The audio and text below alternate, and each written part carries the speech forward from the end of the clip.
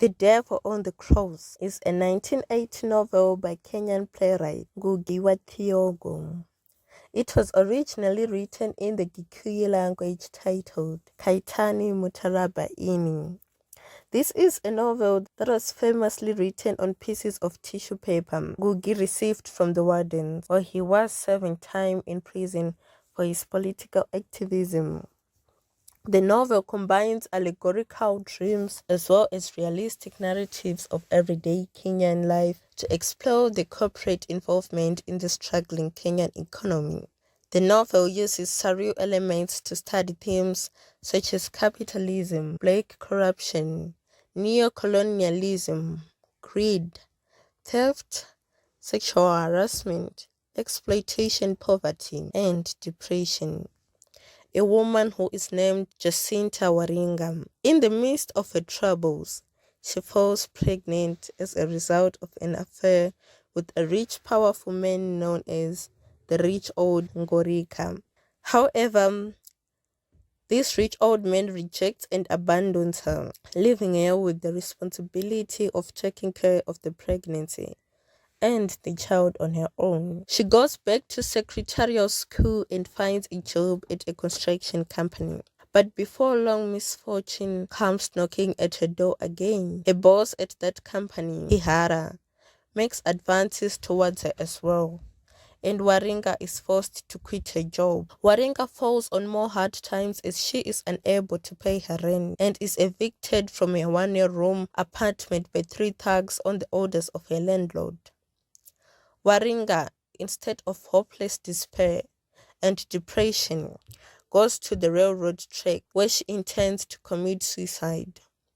However, she encounters a man who intercepts her from doing so. The man persuades her to give her life another chance, presenting her with an opportunity to attend an event called the Devil's Feast. Waringa is Christian, so she is reluctant about this, but decides to go when she learns that the festival takes place in her parents' hometown of Il Moro. She bought a bus called Mutatu, owned by the driver called Ngugi, a hardworking man who loves money and worships the ground rich people work on. She meets 4 other interesting people during her travel. Gaturia, who is a well-educated African studies professor working abroad. Muturi, a handyman industrial worker who is unfairly fired for asking for better wages. Ironically, by the same boss, Hihara, who coincidentally fired Waringa too for refusing his sexual advances. Wangari, the former female freedom fighter who fought in the Mau Mau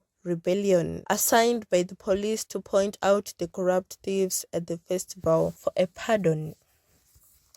Mwireri wa Mukirai, a wealthy businessman who thinks that this festival is actually a good thing because it glorifies robbery and corruption and believes that capitalism makes the world go round. Mr. Mwireri eventually clarifies to the other passengers what the Devil Festival actually is. Despite its name, the event is not really organized by the devil, he explains, but by a modern band of thieves and robbers. It is, in fact, a competition by an organization called the Organization for Theft and Robbery. The guests are supposed to vote for the 7 smartest, cleverest thieves and robbers in Il Moro. This festival expects visits from foreign guests from international associations of thieves and robbers from America, England, Germany, France, Italy, Sweden, and Japan. All the passengers agreed to go to the feast.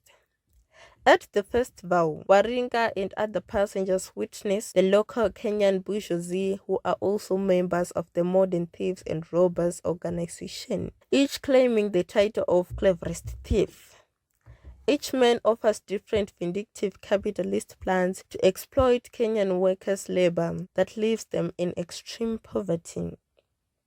There is no honor among thieves. Mwireri suggests that the organization expel foreigners from Il Moro to secure a larger share of the wealth. Then a riot then breaks out because of this. Waringa and Gaturia decide to stay as wardens, but Wangari and Muturi horrified by what they have heard, decide to spark a revolt and call the police to arrest these self-proclaimed vindictive robbers. Mutiri calls on the local workers, students, intellectuals, and farmers to march to the cave where the festival was held. But when the police arrived, they actually arrested Wangari and dragged her out of the premise. They managed to break up the event, but all members of the organization and the foreign guests escaped. During all this, in the stream of consciousness, while she is asleep on a tree after going out, the devil himself comes to her in a dream and explains the true evil dynamics of capitalism, how modern black corrupt capitalism is the engine behind post-colonialism and its devastating effects on African economies. After 2 years had passed, Waringa is now engaged to Gaturia, her husband-to-be.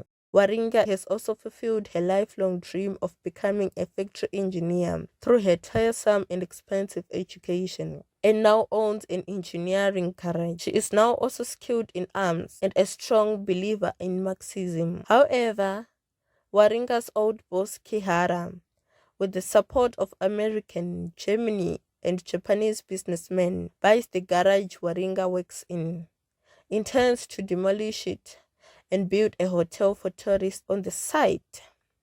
Gatulia also takes Waringa to see his parents. She is acrimonious to witness some of the guests from the Devil's Feast are there, and some of them are actually his blood family. She conceals her resentment at first, but then she has the shock of her life upon discovering that Gatulia's father is in fact the rich old man who impregnated and abandoned her as a youngster.